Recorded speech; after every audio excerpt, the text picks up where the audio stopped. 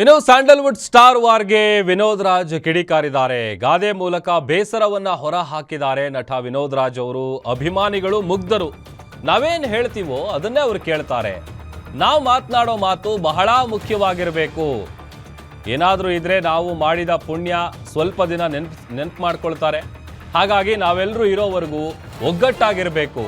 Fans ದಾರಿ ತಪ್ಪಿಸಬಾರದು ಅಂತ ವಿನೋದ್ ರಾಜ್ ಬೇಸರವನ್ನ ಹೊರ ಹಾಕಿದ್ದಾರೆ.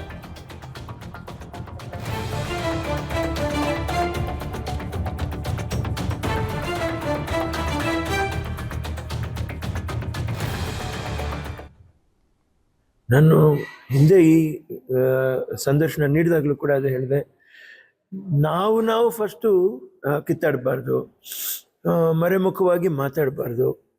ಏನು ಮಾತಾಡಿದ್ರೆ ಯಾವ ಮಾತಿಂದ ಇನ್ನೊಬ್ರಿಗೆ ನೋವಾಗುತ್ತೆ ಅಂತ ನಾವು ಯೋಚನೆ ಮಾಡಲೇಬೇಕಾಗತ್ತೆ.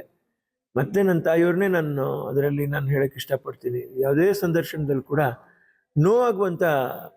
ಒಬ್ರಿಗೆ ನೋವಾಗುವಂಥ ಮಾತುಗಳನ್ನ ನಾವು ಆಡುವಂಥದ್ದು ಕಡಿಮೆ ಮಾಡಿಕೊಂಡು ನಾವು ಒಗ್ಗಟ್ಟಾಗುವಂಥ ಮಾತು ಮಾತ್ರ ನಾವು ಹೆಚ್ಚಿಗೆ ಮಾಡ್ಕೊಂಡು ಹೋಗ್ಬೇಕಾಗತ್ತೆ. ಆ ಒಗ್ಗಟ್ಟಿಲ್ಲ ಅಂದರೆ ತುಂಬ ಕಷ್ಟ ಆಗೋಗ್ಬಿಡುತ್ತೆ. ಫ್ಯಾನ್ ವಾರ್ ಸ್ಟಾರ್ಟ್ ಆಗುತ್ತೆ.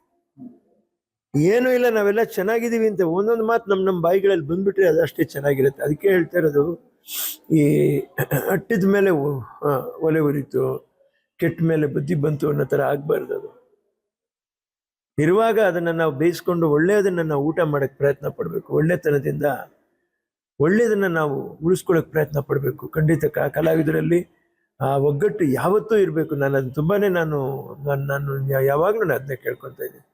ನಾನೇನೋ ಸಿನಿಮಾ ಮಾಡ್ತೀನಿ ಅಥವಾ ನನಗೆ ಒಳ್ಳೆ ಹೆಸರು ಬರಬೇಕು, ಹಾಗಾಗಬೇಕು ಹೀಗಾಗಬೇಕು ಅಂತ ಆ ಮನೋಭಾವನೆಯಲ್ಲಿ ಖಂಡಿತ ನಾನು ಯಾವತ್ತೂ ಅನ್ಕೋತಿಲ್ಲ, ಅಥವಾ ಆ ದುರಹಂಕಾರನೂ ನನಗಿಲ್ಲ.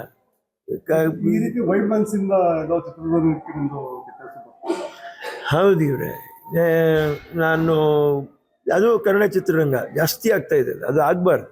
ನಾನು ಅದನ್ನೇ ಕೇಳ್ಕೊತಾ ಇದ್ದೀನಿ. ದಯವಿಟ್ಟು ಎಲ್ಲರೂ ಪ್ರೀತಿಯಿಂದ ವರ್ತಿಸಿ, ಪ್ರೀತಿಯಿಂದ ನಾನು ಹೇಳ್ತಾ ಇದ್ದೀನಿ, ಅಭಿಮಾನಿಗಳಿಗೆ ಮುಗ್ಧರು ಅವರು. ನಾವೇನು ಹೇಳ್ತೀವೋ ಅವ್ರು ಅದನ್ನೇ ಕೇಳ್ತಾರೆ. ಆದರೆ ಅದಕ್ಕೆ ನಾವು ಮಾತಾಡೋ ಮಾತನ್ನ ತುಂಬ ಎಚ್ಚರಿಕೆಯಿಂದ ಮಾತಾಡಿದ್ರೆ ತುಂಬ ಚೆನ್ನಾಗಿರ್ತದೆ. ಅಷ್ಟೇ, ತಲೆನೇ ಕೆಡಿಸ್ಕೋಬಾರ್ದು. ಏನಿಲ್ಲಿ ನಾವು ಗಳಿಸ್ಕೊಂಡು ಹೋಗ್ತೀವಿ, ಏನು ಗಳಿಸ್ಕೊಂಡು ಹೋಗೋದಿಲ್ಲ. ಒಳ್ಳೆಯವರು ಕೆಟ್ಟವರು ಅನ್ನೋದು ಎರಡು ವಿಷಯ ಬಿಟ್ಟರೆ ನಾವು ಮಾಡಿದ್ದು ಏನಾದರೂ ಇದ್ದರೆ ಅದೊಂದು ಸ್ವಲ್ಪ ನೆನೆಸ್ಕೊತಾರೆ ಜನ, ಅಷ್ಟೇ.